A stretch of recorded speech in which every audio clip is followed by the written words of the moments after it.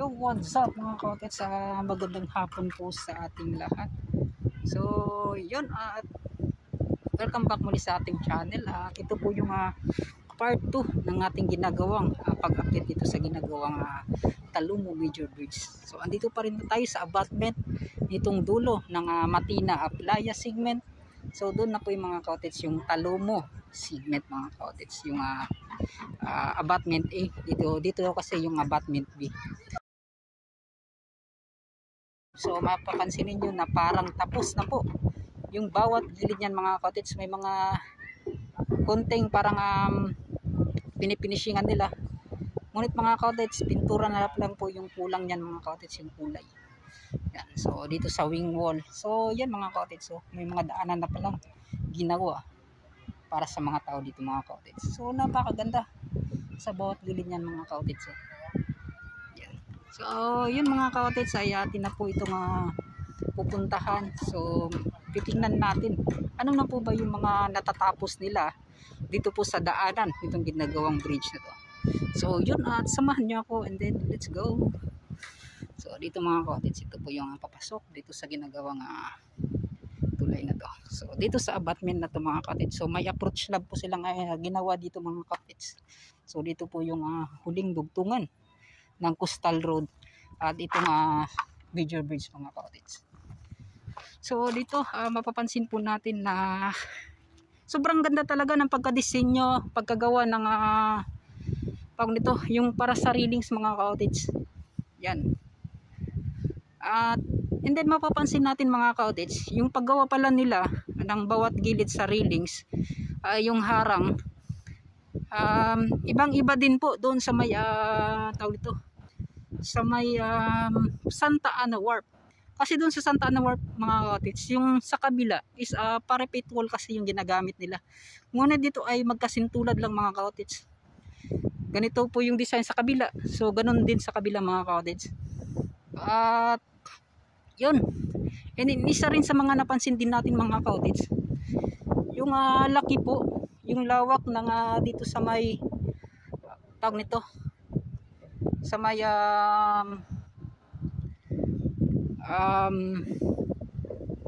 sa sidewalk, parang mas malawak to or kumpara doon sa may tawag nito, or magkasintulad lang. Hindi ko talaga masyadong mga kaotets, parang malawak to ng konti. Pero overall ng mga kaotets, napakaganda, napakaaliwalas dito mga kaotets sa ginagawang Talumo Bridge na to. So it's overwhelming mga kaotets, maraming salamat talaga. Yan, so dapat nating pasalamatan ang kumpanya, lalong lalo na kay Tatay Digong mga kaotets, yung former president natin. Rodrigo Roa Duterte. So yun, pasalamatan natin yan sa DPWH, and then sa mga manggagawa, sa mga kontraktor, sa mga nagsasubcon, yan dapat nating pasalamatan lahat po ng mga nagtatrabaho dito mga ka-otits. So good job mga ka-otits, napakaganda. So dati kasi mga ka-otits, drawing lang po ito. So ngayon naging totoo na talaga itong Davao Coastal Road. Yan o, so sa may Talomo segment. So doon na po yung pang-una mga ka-otits. So yan po yung tinatawag nilang C1, so or Coastal 1. Yan pong bago playa. So dito yung Coastal 2, yung sa may tawag nito, Coastal 2 sa may Talomo, Coastal 3 sa may Dumalag, Coastal 4 sa may Icolan, Coastal 5 sa may Boulevard, so Coastal 6 sa may R. Castillo segment. So ganun po nila parang hinati-hati lahat po ng mga segment na ginagawa dito mga ka-otits, itong Davao Coastal Road. So yun, sana tama po yung mga pagka-explanation natin. So ito po yung tawag nito, yung straight line.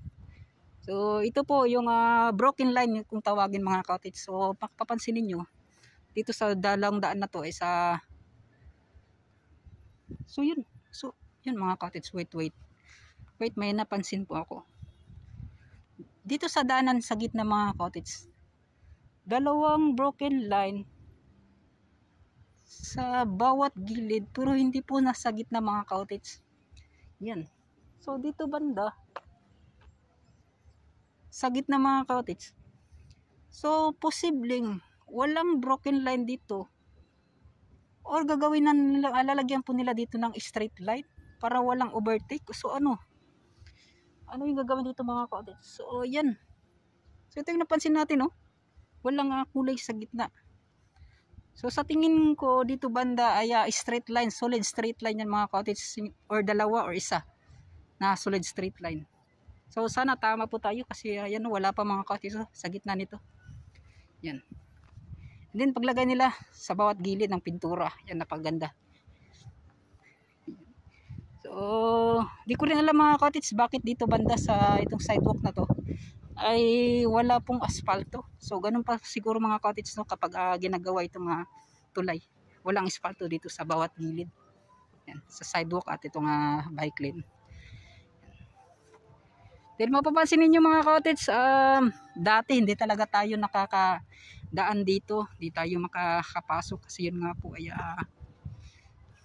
under construction. So yun, nagpapasalamat na lang mga ka-otits kasi yun nga po ay nakasama tayo kay Sir Padrones Vlog at na-update natin itong ginagawang major bridge. Yan. Sobrang ganda mga ka-otits. Napakahaba pa po ng lalakbayin natin hanggang dun sa dulo. Yan o. So dyan mga ka-otits, yan po yung dike na sa bawat gilid ay ginagawa mga ka-otits. Dyan po yan sa Bangkal relocation. Yan. Na-update na rin natin yan. So ngayon, buong buo na talaga mga ka-otits. Tapos na po.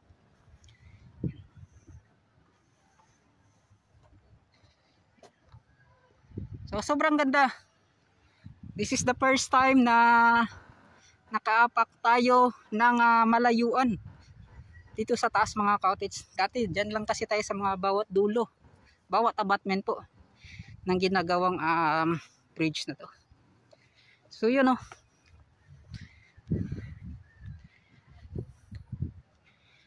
Sobrang ganda. Dito naman sa gitna. So yan na lang siguro yung kulang dito para sa overtake yan mga ka-otits at non-overtake. Grabe, sobrang layo mga ka-otits kung lalakbayin natin hanggang dulo. So itatry natin yan mga ka-otits. Dito banda. So kung dito ka banda mga ka-otits, yan po yung mga makikita natin sa bawat gilid. Yan.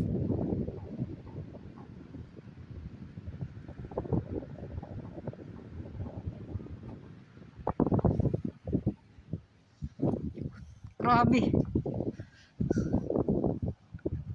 Sobrang layo na po nito mga ka-otits ha. Nasa malapit na tayo sa mga 200 meters yung nilakad po natin.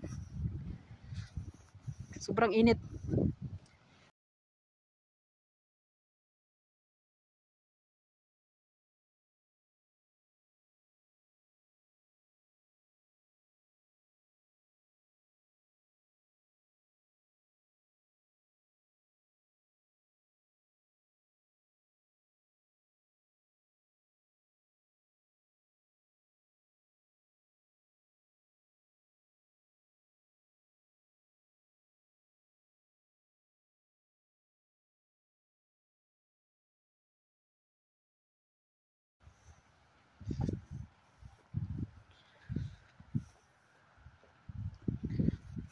Sobrang ganda. At yun nga po, nakakamangha mga ka-cottage kapag nandito po kayo sa taas nito nga ginagawang tulay na to. Yan o. Sa ganda ba ng tanawin? Sino yung di mamamangha? Yan o, napakataas mga ka-cottage. And then yung lawak din po ng low tide nito nga makikita natin mga ka-cottage. Grabe.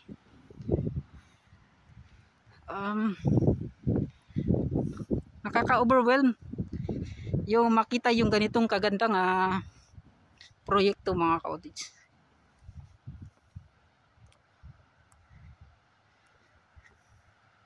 Yan. So yung pag-asphalt mga ka-cottage, goods na goods. Wala pa akong masabi. So kung may magrereklamo man mga ka-cottage, napakakuan na niya. Napakamanhid. Kapag makita niya itong ginagawang Davao Coastal Road at itong ginagawang major bridge dito po sa may Talomo segment. Yan.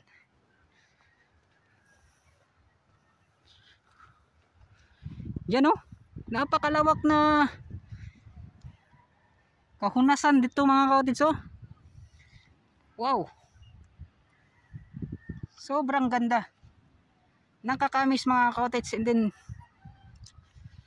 yan. What an amazing view. Wow.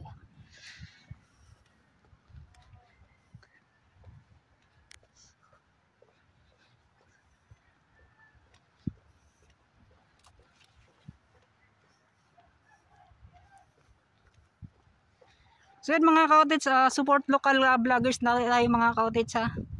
So, mega shoutout pala sa lahat po ng mga local vloggers dito sa Davao City na nagba-vlog po, nag-update sa ginagawang Davao Coastal Road, Davao Project sa iba't ibang area ng Davao City, sa Bukidnon, sa syudad, sa dagat. So mega shout sa inyong lahat. So sana po ay unlad pa yung mga vloggers dito sa Davao City.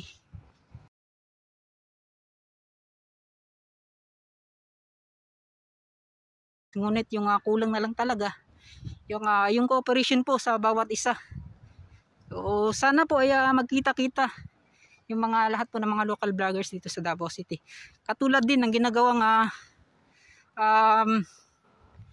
ginagawa sa Luzon mga ka-cottage, yung mga makikita nating pag-collab nila.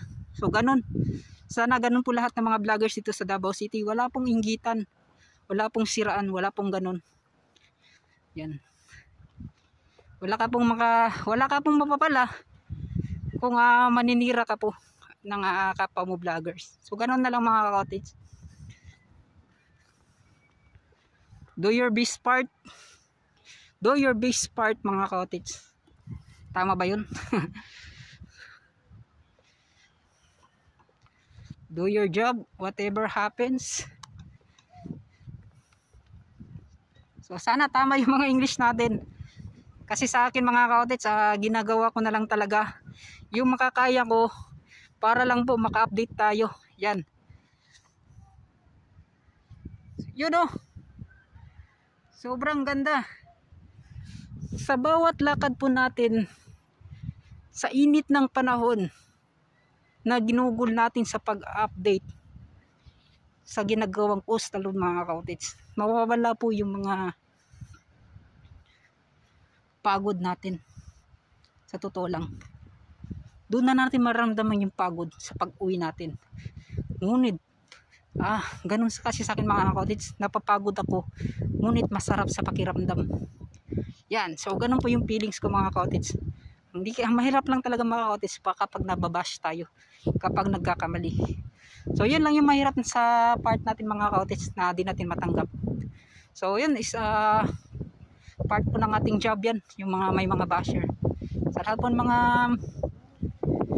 good comments dyan, maraming salamat po sa inyong lahat. Yan. So dito na tayo. So ito na po yung abutment A. So ito na po yung dulo. Ito na po yung tawag nito, yung Talomo segment. Yan o. So napakalayo po ng mga nilakad natin. Nasa habang 500 to 600 meters ata mga ka-cottage. Yan.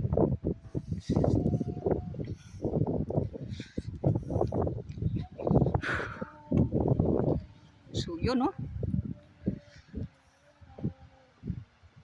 Sobrang ganda po mga ka-cottage. So dito, so halos dati mga ka-cottage, dito lang tayo mag-update sa dulo na to. So dyan po sa taas ng ginagawang Davao Coastal Road. So dito na po yung kasi mga ka-cottage, dugtong na to. So ito na po mga ka-cottage, so yung sa abutment. Yan. So yun. So kanita doon po tayo sa dulo ng ang tawag nito, yung sa may Talomo segment mga ka-cottage. Ngayon, so i-update natin dito banda.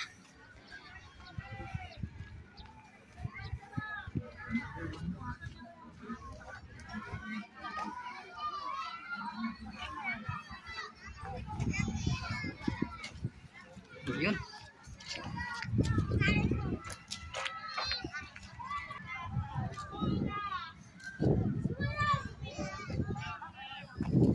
So sobrang ganda po sa baba mga ka-cottage. So yan, yung may mga kulay. Yan, tapos na po yan mga ka-cottage.